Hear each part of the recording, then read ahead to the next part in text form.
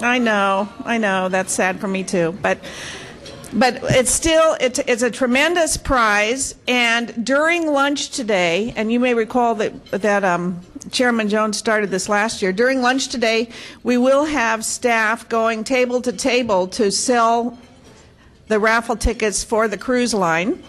If you know right now that you want them, raise your hand. Otherwise, they will just come and stop at your table. Oh, good. We have some here. Second, for those who are interested in Chairman's Circle, there is a table with information about that in the... Oh, they're on the table. There's information about Chairman's Circle on the table. And our next Chairman's Circle event will be in Iceland, where we will have a reception and a meeting with the President, as well as other activities. So if you're interested in that, there's information on the table. And please do... Paul Volcker, and he told me about Jim Wolfensohn. But I first met Jim Wolfensohn in the late 80s at the American Assembly Conference in New York. And although I had known of his legendary reputation in finance, it was quickly evident that he had so many more dimensions to his character and his interest, and especially a very deep commitment to public service. What I came to learn was the Renaissance nature of Jim Wolfensohn. He learned to fly and served in the Royal Australian Air Force. He learned fencing and captained the Australian fencing team in the 1956 Olympics. At age 40, he took up serious lessons on the cello.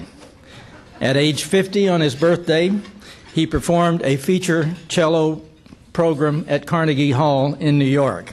And that takes courage.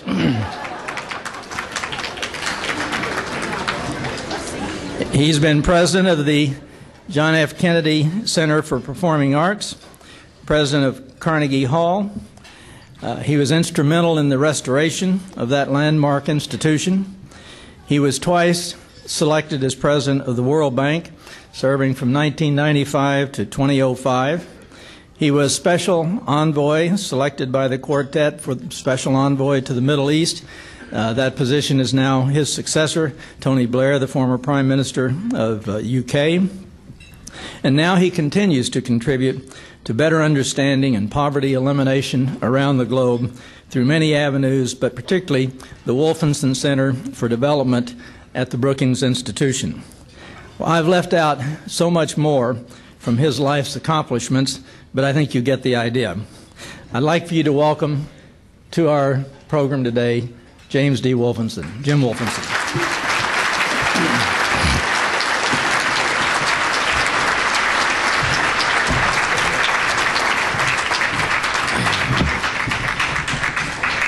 Well, I think I should stop now with that introduction, which is vastly inflated, but I'm grateful to you, Jim. That's why he was an ambassador, you see, representing this country. I've been told that I have 20 minutes or so to encapsulate American foreign policy and to leave time for questions if I haven't been complete in my description in 20 minutes. So let me start by saying that I'm awed by the prospect of speaking about foreign policy in front of a group like this that self-selects itself as experts in this field. And so I thought that I might try and touch on three things. The exact title I was given was Foreign Policy in the Next U.S. Presidency. And I assume from the speakers that I see that have been before you that they have addressed some of the issues that the candidates are in fact addressing. But before I saw who the speakers were, I did in fact start some research which I found quite interesting and which happily was assisted by 3 articles in Foreign Policy magazine, which many of you must read, in the November-December issues, one by John McCain, one by Hillary Clinton, and the other by Barack Obama, in which the 3 candidates laid out their views of where the United States is going. And I I took the time to compare these pieces, and what was fascinating to me was that, of course, John McCain speaks of staying in Iraq. The other two nominees, if they are nominees, the other two aspirants, would withdraw from Iraq, all of which I'm sure you know much more about than I do. But the interesting thing in the remainder of their pieces was the extraordinary parallelism of what they were saying. It's Iraq, it's Afghanistan, it's Pakistan, it's Iran, it's terror, it's AIDS, it's environment, and pretty well the only thing that differs in the presentation is the language and the order in which these issues are addressed. And of course they're formidable issues, and they're issues which require attention and which are the natural issues which need to be raised, although in the debates they don't get a lot of time any more than in any of the presidential debates. There is a focus significantly on any foreign policy, although these issues, as you know, are the current issues and the ones that therefore get attention. What struck me about it was that how different their list of subjects is than the list that I would have come up with in terms of looking out into the future about American foreign policy. Not that these issues are not the immediate issues. Indeed, it's very clear that they are, which is why the three candidates address them. And it's impossible to ignore them, and it's impossible to progress until we deal with these issues. But what I found fascinating was that there was an absence of a framework of where the United States fits as we look forward beyond the next presidential period. And in a group like this, I thought it would be worthwhile to not repeat the policy statements of these presidential candidates, but maybe to just pose some questions and some issues which to me are not more important, but are as important in terms of the things that one should be thinking about. I was assisted also by a second document, which was known as the HELP report, which was a report of 20 individuals appointed presidentially, and a report that was called Helping to Enhance the Livelihood of People Around the Globe, commonly known as the HELP report, which came out in December, and which I also had occasion to read, largely because of this speaking engagement, because I thought I should take a look at this. And what was fascinating about the views of these people who came from both sides of the aisle to write the report, and where there was almost unanimity in the report, was that they start by saying not one person defended the status quo of all the people that they interviewed in 20 months. There wasn't one person that said, we've got it right, let's address these issues in the way that we are now doing. And the rest of the report goes on essentially to say what all of you know so well, that the world has changed and that the instruments of American foreign policy, the aid arrangements, the assistance arrangements, the outreach from State Department and from other agencies, just a huge amount of criticism from this report suggesting the changes that should be made. Indeed, they say after 45 years of this framework and the amendments that have come into it, long overdue that we should take another look at the ways in which changes should be made. They also comment on the fact that for American overseas assistance, barely 15% gets allocated to poverty and economic development. I think all of you know the way in which the funds are spent, significantly in terms of political focus, significantly in terms of aspects of development that have a political purpose, sometimes humanitarian, of course, as well, and sometimes in response to domestic pressures. But the thing which I found also at the bank is how good the numbers appear to be in terms of the United States contribution to development assistance, and in fact how little seems to get there in terms of reaching projects on the ground. And that was something that we lamented greatly in my decade at the World Bank. And it was not just, by the way, the United States that had that problem. There was a tremendous leakage in terms of the apparent amounts of money, totaling maybe 120 billion, which go to foreign development assistance, and what in fact gets there in terms of financial push, which is probably in the area of 20 or 30 billion, after you cut out all the overheads and assistance and various programs. And so this report clearly underlines the fact that the system is broken and that it's necessary to reconceive of the system of foreign assistance in terms both of government, in terms of corporations, and in terms of civil society, looking at the relative strengths of each of these three elements and ensuring that we come up with a better, more effective model. But this is a cry from advisors, and as I said to you, not a word of it in the foreign policy statements of the three candidates. But who knows, when they get into power, maybe things will change.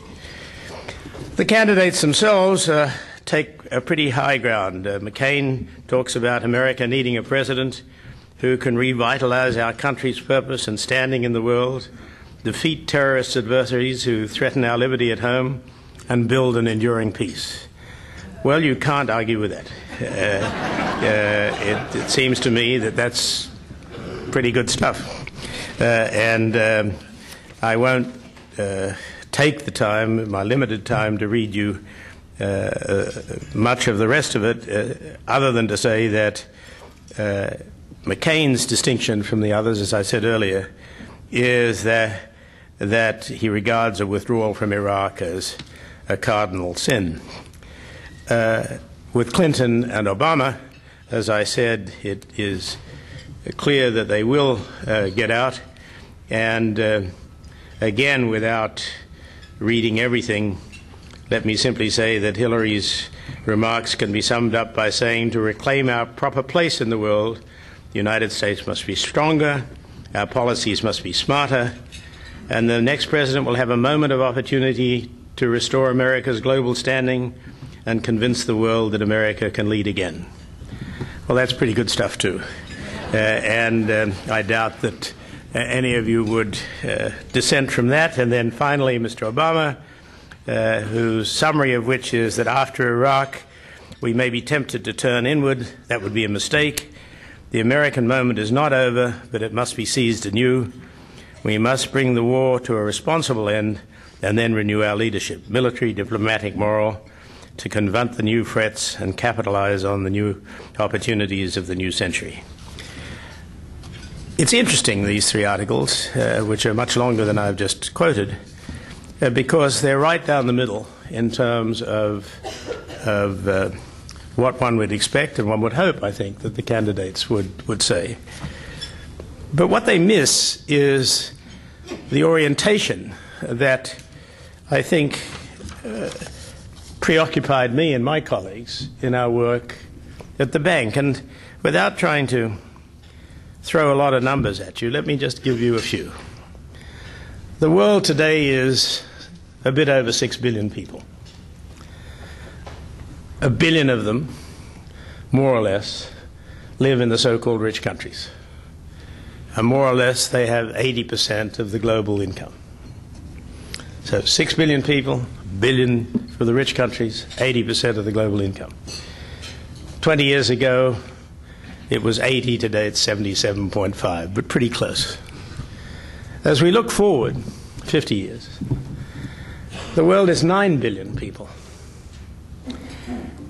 the rich world goes up by 100 million. The developing world goes up 2.9 billion. That's another statistic you might want to think about. And of the 100 million extra, maybe 70 million are in the United States. Europe broadly is smaller and older. The youth, the dynamism, the growth is essentially Asia, in India and China, and 1 billion plus more people in Africa, which today is about 1.3 billion and will be about 2.5 billion. You need to get first those general numbers in your head. But the second and very compelling thing is what's happening to the economics.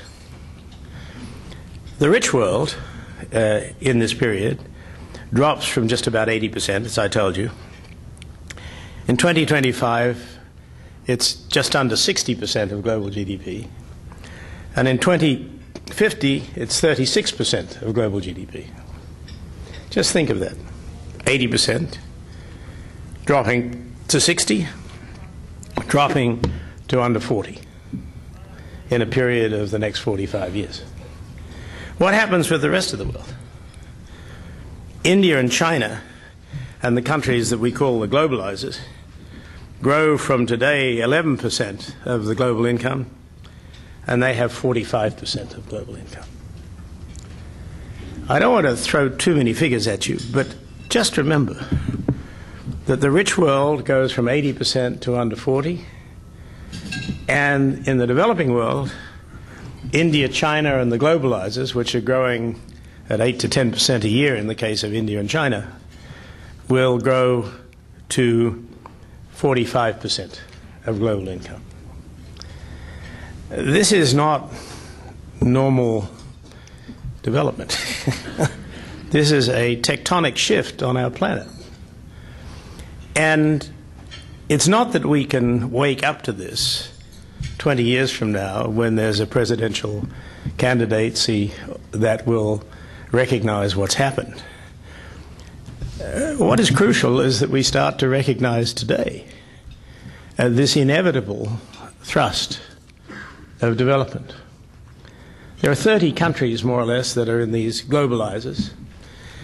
And by the way, some of you who are students of history may remember, although you weren't around, that in the year 1500 and in the year 1830, India and China were 50% of global GDP.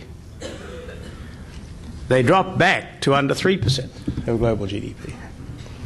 But in 1500 and in 1830, it was their time, and now it's moving back.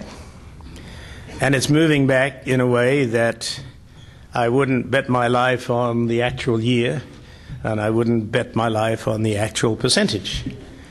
But in terms of direction, and in terms of percentages, and in terms of timing, the direction is absolutely clear, and it is driven by population. Has to be driven by population. At that time, of course, India becomes the largest country in the world, bigger than China. It will actually be 1/5 of the world of those days. China with 1.8 billion, China being 1.4 billion or something like that.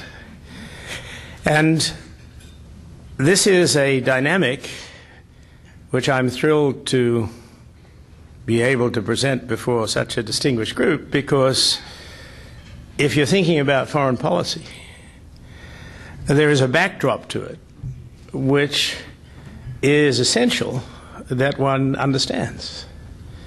It is not just how we fiddle about with the Europeans, not that I'm minimizing how we work with the Europeans, or it's not just the hugely important issues of Iraq and Afghanistan and of Pakistan and the issues that I raised earlier.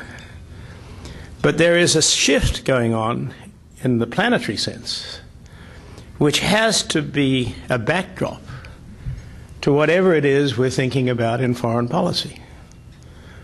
And what is fascinating is that the 3 presidential candidates barely mention this.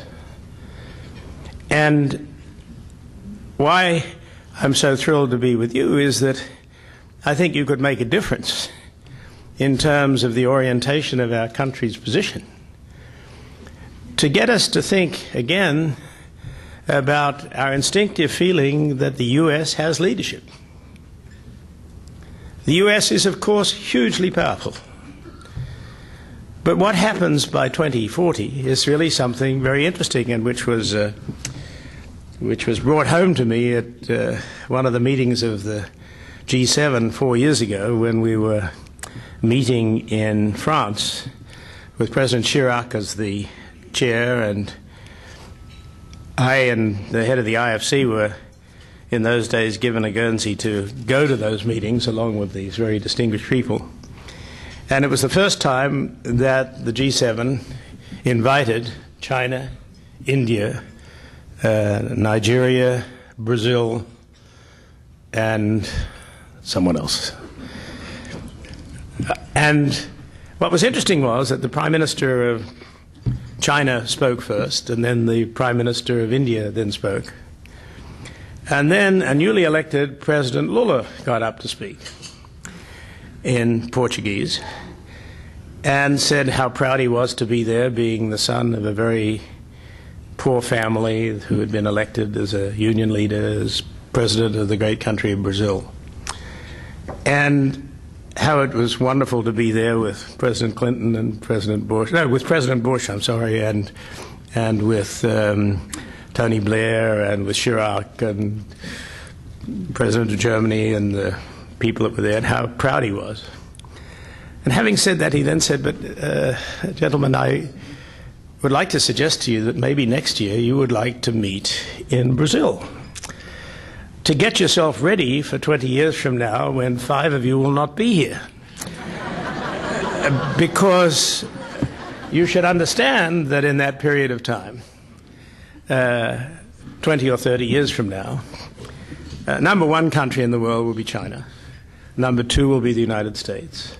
Number 3 will be India. Number 4 will be Japan. And I regret to say that none of the rest of you will be here. And I'll be there, he said. And China and India will be there. And if we expand it a bit, the 10th country will be Vietnam. And Indonesia will be there. And it'd be nice to have you around, so come get used to coming to the developing world. And it was a joke, but it wasn't a joke. It was an attempt to reorient this very settled group into an understanding that these planetary changes are real, and that it is hugely important that they, as leaders of the world, as indeed you as leaders of thought in terms of American foreign policy, should also understand this new orientation. The leaders group is the 25 or 26 countries that are currently in the OECD and the lead countries as we know them today.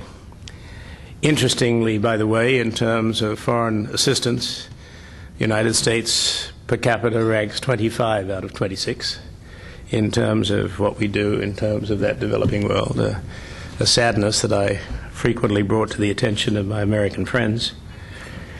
Then there's this group of countries, the so-called globalizers that I talked about, the Indias, Chinas, and others. There's a third group, which my colleagues in my office call the rentiers. They're here. I don't know why they call it the rentiers, but anyway, they're rent takers. These are the oil countries and countries with natural resources, of which are about 55 of them, and there are about 1,200,000,000, a fifth of the population is there. But then more importantly to me, and I think more significantly to all of you, are what we call the laggards. The laggards are essentially those countries which have very little growth, and which today, if you like, have 1 billion plus people in them, and will add 1.3 billion between now and 2050. So they will be 25% of the world by 2050. And the economic activity and the economic development in those countries is very unclear, to say the least.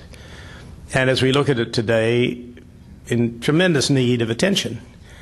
in terms of stimulating those countries in a way that they can participate in the global economy.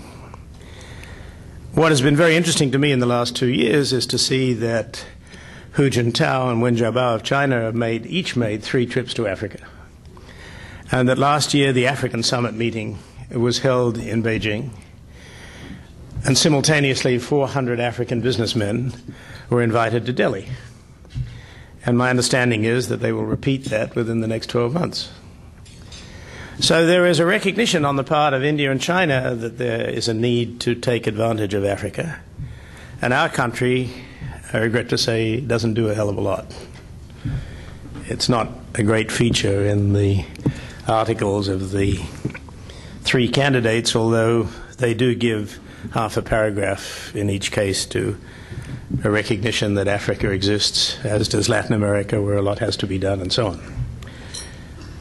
So the point that I'm trying to make to you is that I think as we look at this outlook for our foreign assistance and our foreign policy, that it goes beyond the issues that are raised by the candidates. And I'm not suggesting that if I were a candidate I wouldn't be talking about those issues. Clearly they are the current issues on people's minds. But the longer term issues not getting a mention, or hardly a mention, is a thing that I find very worrying, because too many of the people in the rich world still don't appreciate it. 60% of our graduate students who go overseas go to Europe. Less than 9% go to Asia. At the same time, we have in our country at the moment 80,000 Indian students and 65,000 Chinese students every year studying in our country. The recognition of the interdependence, the recognition of the need to look at each other, the recognition of the need for knowledge is totally unbalanced. And it would be, again, hugely helpful if within the context of your work there was some way of encouraging our young people to look beyond the immediate issues of European, Eurocentric or Iraq, Afghanistan, Pakistan issues, to think in terms of when those issues are gone, what is the inevitable tide of history in terms of the way that our planet is going to develop. And it seems to me that this is a challenge not just for our leaders in Washington, but also for institutions such as yours, to try and get the next generation, if our generation is too old, to understand that the world is moving eastward in a way that we frankly don't adequately understand. There are 3 aspects that we need to look at particularly, which we call the triad of issues.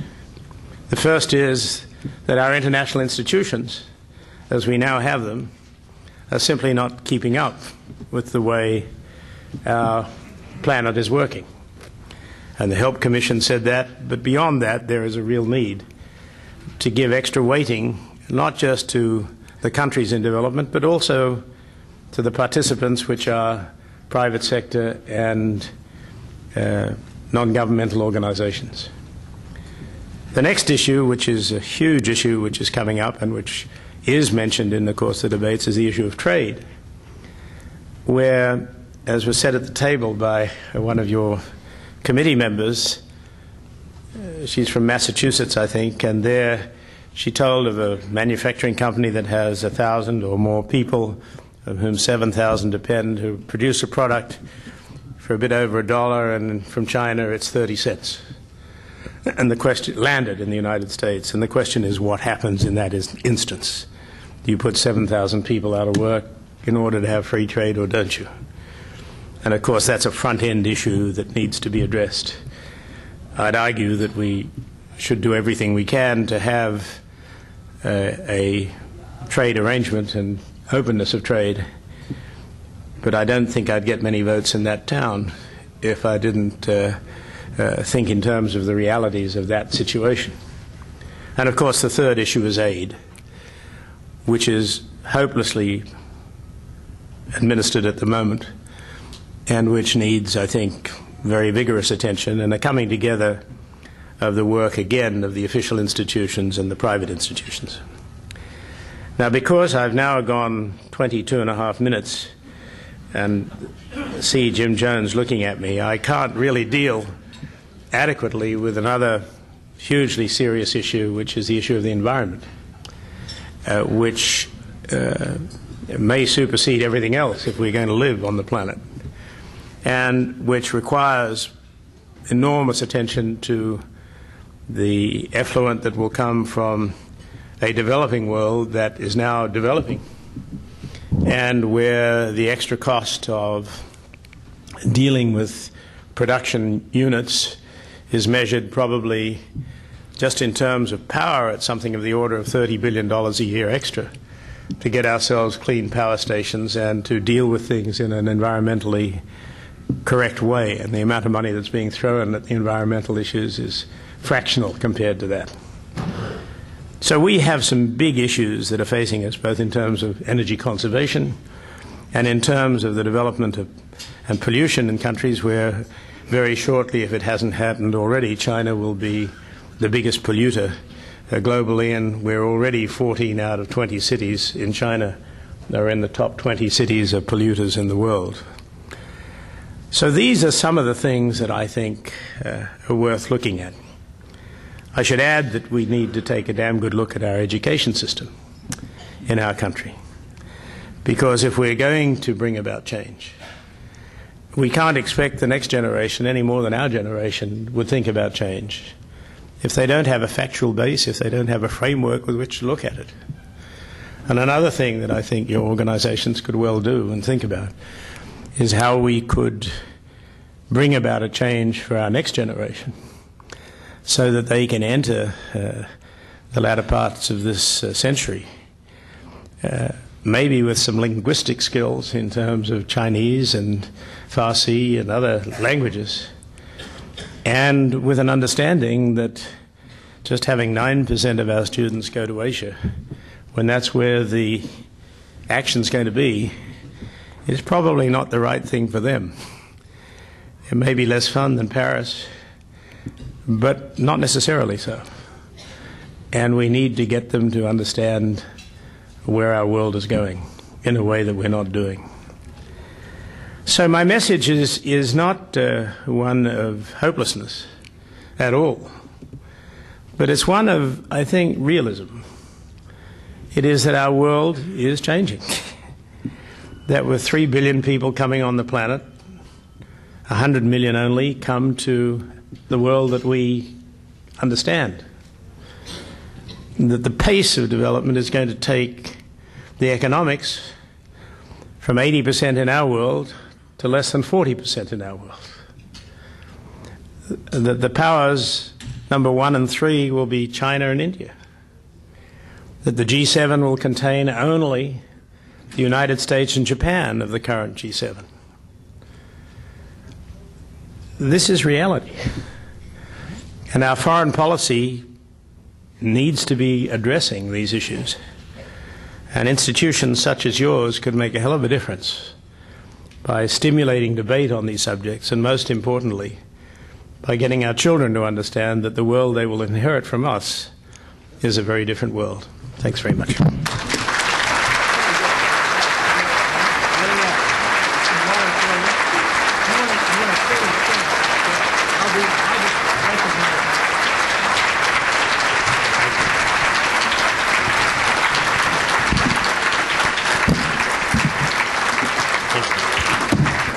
Jim, thank you very much for truly terrific remarks, thought-provoking remarks.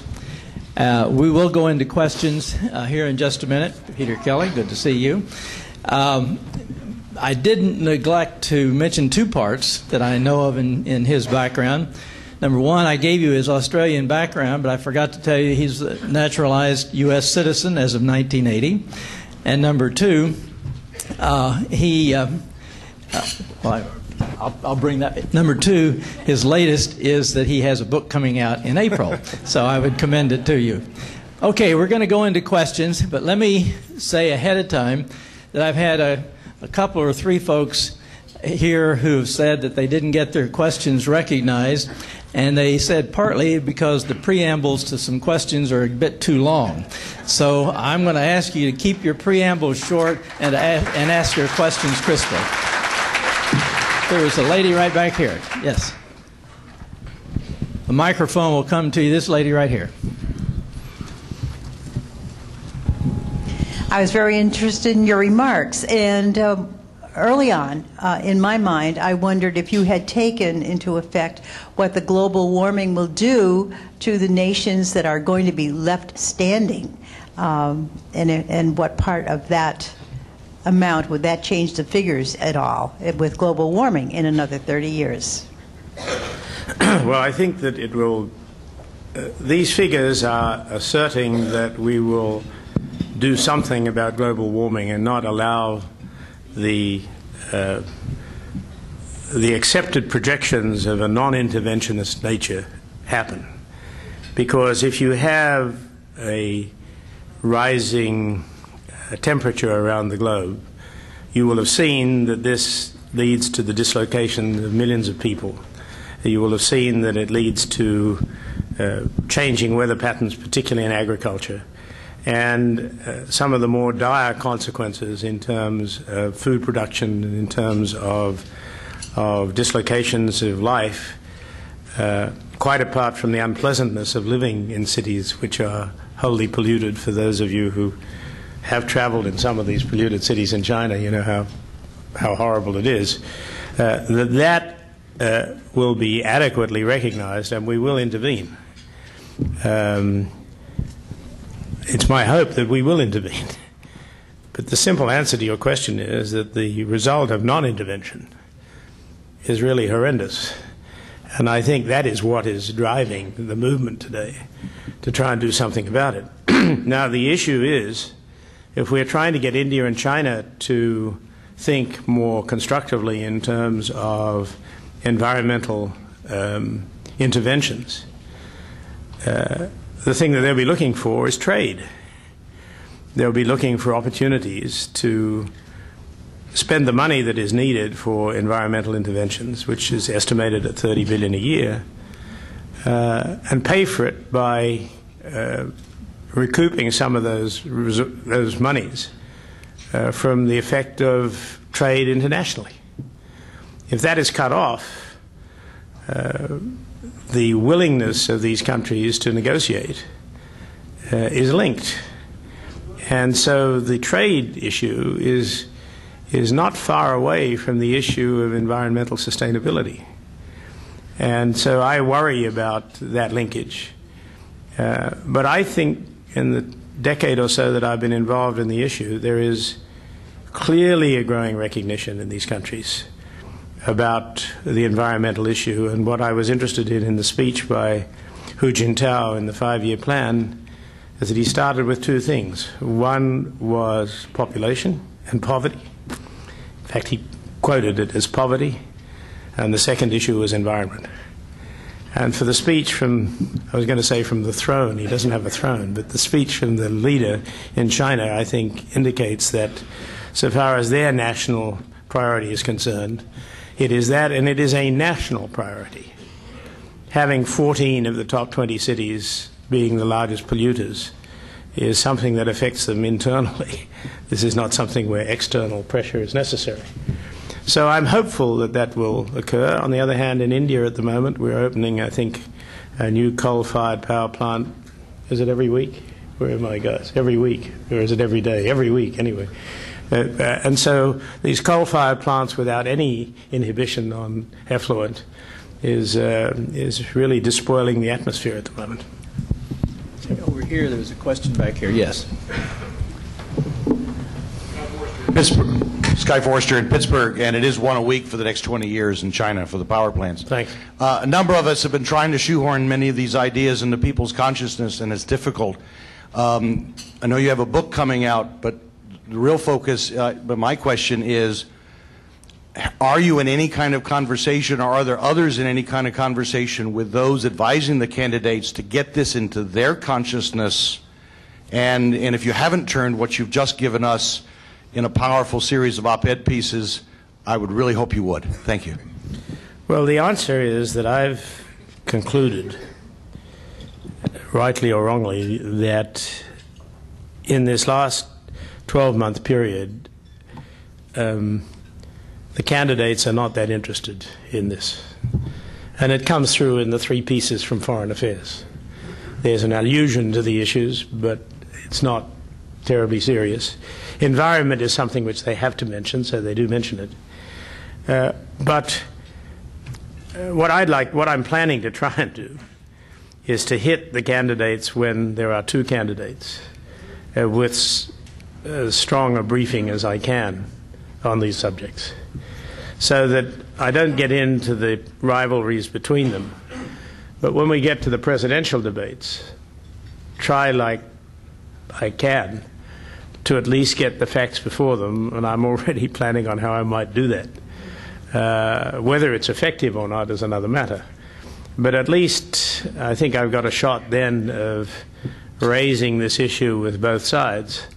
And if I raise it with both sides with well-documented presentations, it may be that I can change the debate a bit. That'd be wonderful. That's wonderful. I'll send a copy of my paper to everybody. Peter White.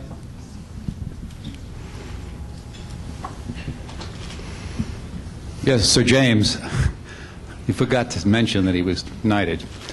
A serious omission, diplomatically inappropriate.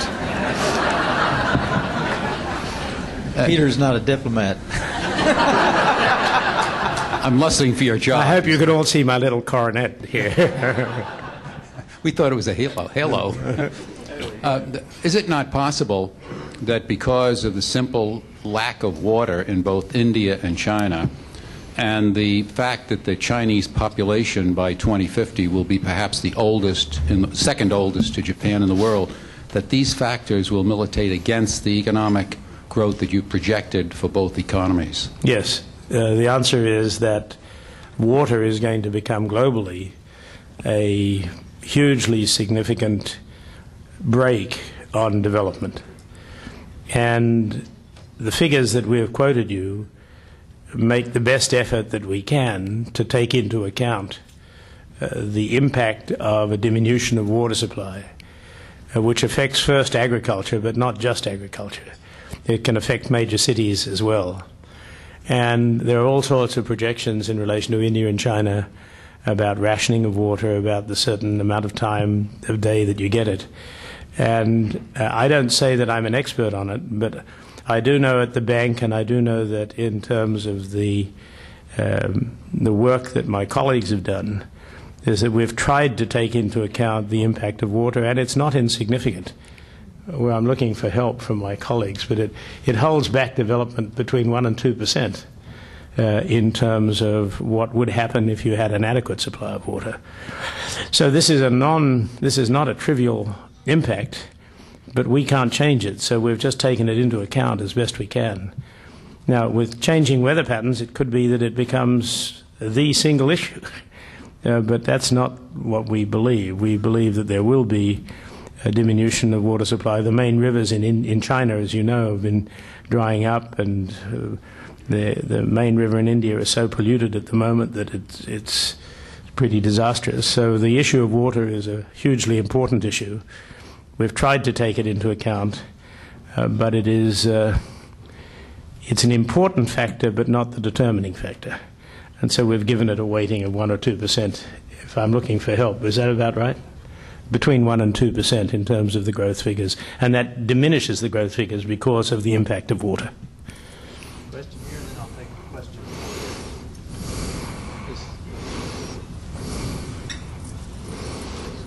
Talking about the problems with water, it's my understanding from some reading I've done that countries plan to build nuclear-powered desalination plants and raid the ocean. Is that a possibility? Are there any scientists among us that would have a tremendous impact on alleviating the water problems in those countries. Well, it's happening in the Middle East now, but they're not nuclear. But it is possible to do it nuclear. And that's a separate debate as to whether we should have nuclear plants or not. I'm personally a fan of nuclear plants, but that's not true of most of my colleagues in the development business. But I think that we're going to be driven to that, and it's really important that we have. It's not inexpensive, desalination, but it's effective. And in some of the Arab countries and in Israel, you already have that going. Question over here. Right here. Thank you. In light of some of the things that are coming to roost in our financial markets, could you comment on likely developments in global financial markets and implications of those? Yeah, I was anxious to put a caveat in my projections by saying, it can happen 3 years earlier or 3 years later or 5 years earlier or 5 years later in terms of both my economic projections and in terms of the weightings of the growth of countries. It's conceivable that China can spurt ahead at one moment and then for internal or other reasons go back. And one of the challenges which we're clearly facing today for a lineal growth is the effect that's going on in our financial markets. And I would have to say that I think, just reading the morning papers on the way down here from New York, if you read the Financial Times, the Wall Street Journal today, that's full of warnings by people, including the head of Societe Generale and the head of the Deutsche Bank this morning, that we can't think in terms of a lineal projection in terms of growth, given what is happening in the financial markets. It would not surprise me if we had this year some serious disruptions because of excesses in the financial markets. And that might hold things back a year or 18 months. But the trend that I'm describing will not be affected over a decade period by the fact that we have a downturn now. It may be delayed, it may pick up. I'm at pains to say that I don't think the progress will be lineal. We will have bumps and we will have moments when we exceed what we expect. If you asked me to guess at the moment, I would say that we're headed for a bump. And it's not a trivial bump. But in an election year, I think a lot of people are going to be doing their very best to make sure that bump is not great, so that that doesn't dominate the debate. But there's clearly excesses in the financial markets and have been, and they've been notably exposed in recent days. I think it's the first one, him, and then next.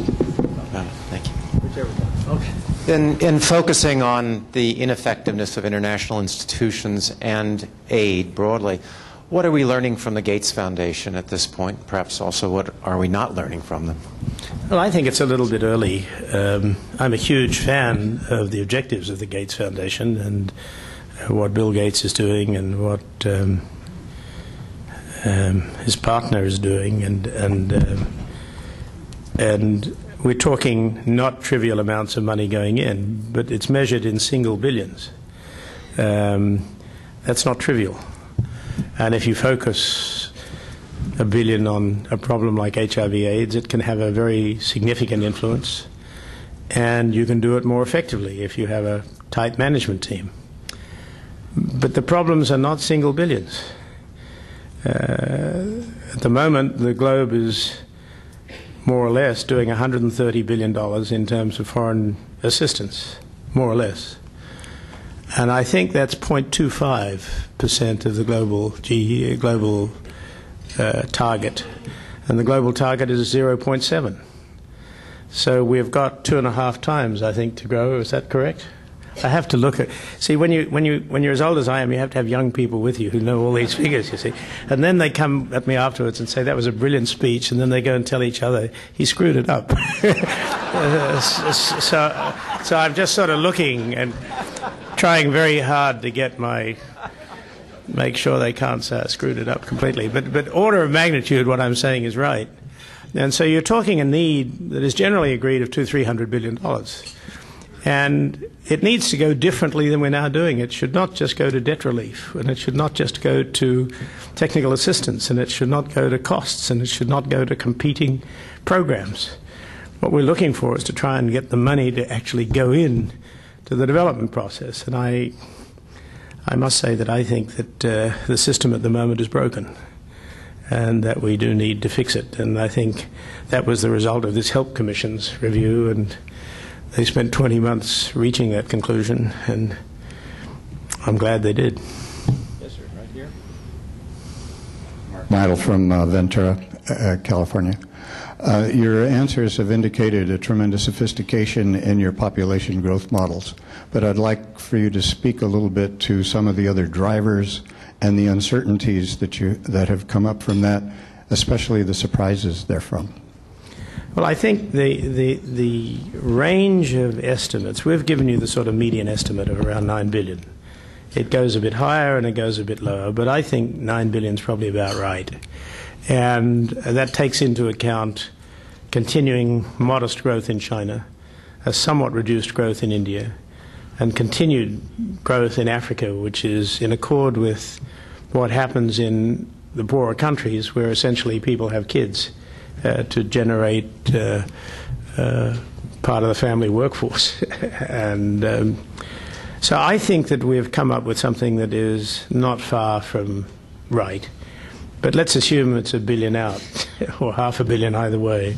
It doesn't really affect the direction that I'm addressing.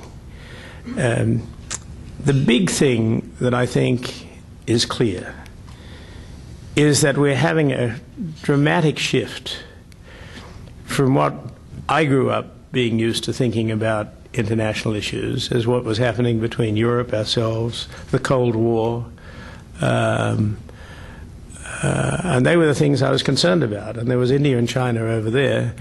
And when I was growing up, that was under 3% of global GDP. We're now projecting that by 2050 it's 44% of global GDP. And historically, as I told you, in the early 1800s, it was 50% of global GDP.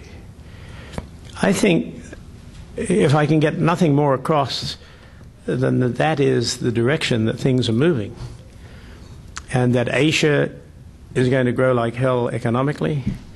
We're going to be left with 2.5 billion people in Africa where there's a problem. And we're going to find in China and India a growth of the middle class and still a rump of people that are poor that could cause dissent in those countries. And I didn't have time to touch on the difference between the coastal regions and the inner regions in those countries, and the country and the cities, where the differences in terms of standard of living are very great.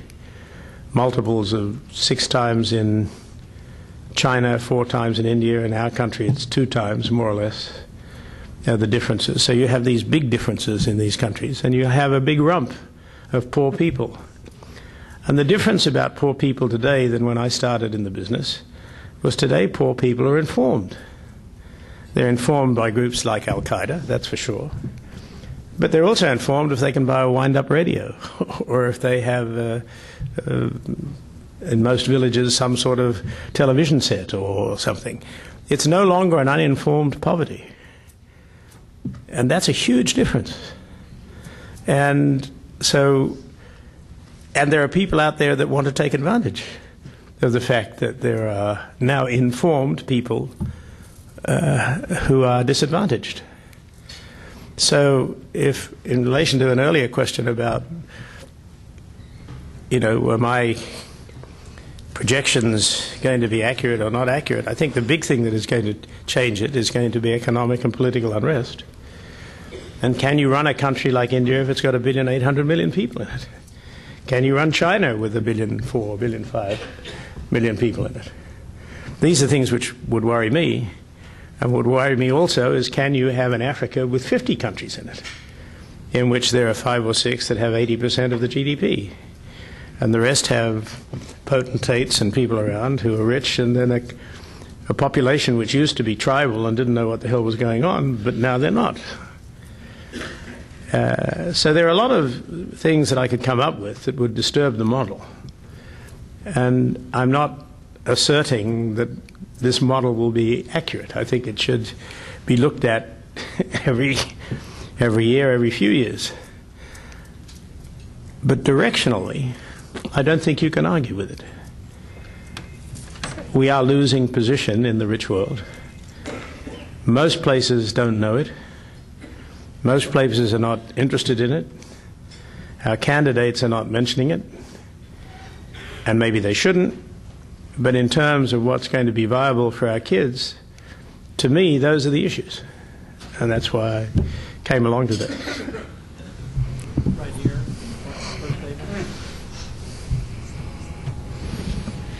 Any suggestions on how to fix the aid and trade problems?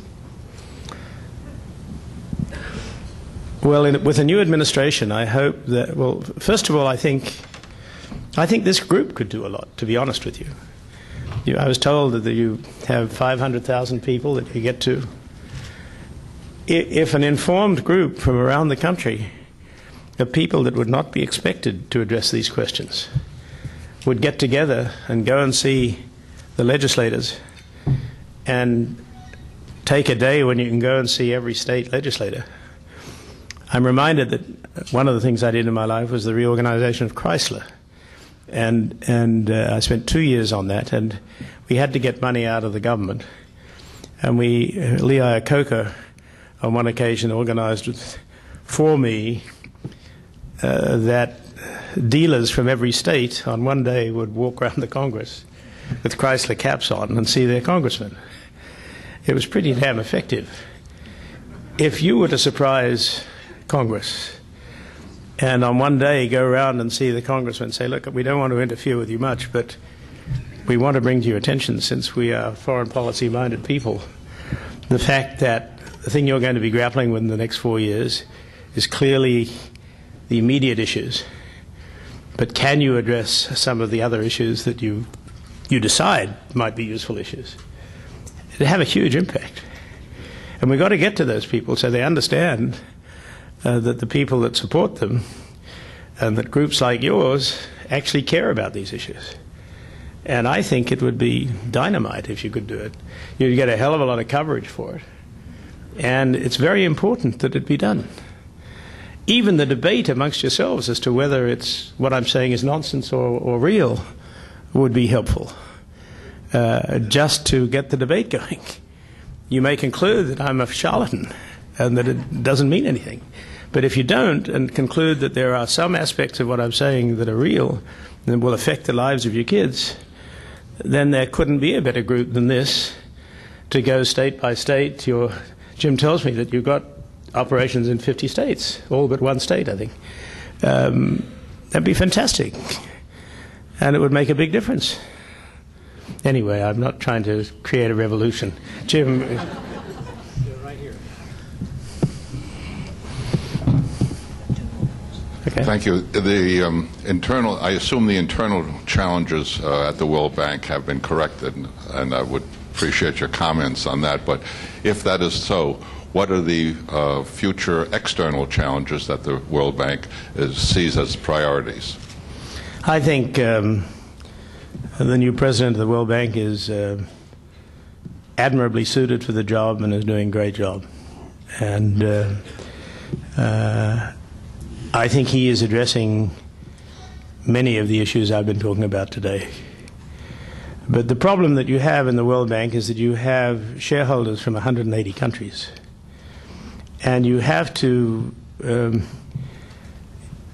you have a board of directors that you have to bring around. And then they have to bring around the finance ministers and development ministers above them, and ultimately the head of state. And that is not a trivial process, but it is a doable process. One of the reasons that I think I was both successful and unsuccessful was that I spent less time manipulating the board and more time manipulating the leaders. It didn't make me very popular inside the bank with the board, but I did have a group of people on the board who gave me enough support, enough rope, that together with my staff we were able to generate a lot of interesting arguments to move things forward. And I think Bob Zoellick, who has a lot of experience both in trade negotiations and in government generally, is a superb person to try and bring that off. And I think he's the right man at the right time in the job. I would hope that he will do some of these things, and I have reason to think that he might. But the World Bank's a fantastic platform to do it, but it can't do it alone. And it is part of a network.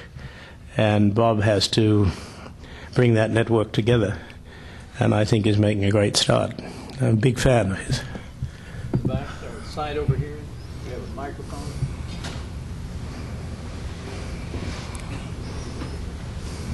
Regarding education, we have people from around the world clamoring to attend American colleges and universities. However, no one is knocking on the door to be educated in American high school because we are middle of the road. How are our high schools or our educational institutions to change to raise our global standing and globally compete in the area of education, the keystone of America's future and livelihood and success? Well, I think there are, I'm not an expert on it, but there are programs, as you know, exchange programs to work in American high schools. And maybe the visa issue is easier there than it is at university level. One of the things that is holding people back from certain countries at the moment, which is benefiting countries like my country of origin, Australia, and other places, is the fact that the visa restrictions to get to come and study here are quite difficult over the last 5 years for reasons that are obvious. I would love to see more high school students coming here, and I'd like to see more high school students from this country going abroad. And there are programs, and I think there are financial limitations on them, but to the extent that we can get behind getting the high school students to do it, you've hit on something which is, I think, obviously very, very important. It would also be very important in the high schools that we actually teach Asian languages, which we do, unfortunately, in all too few places.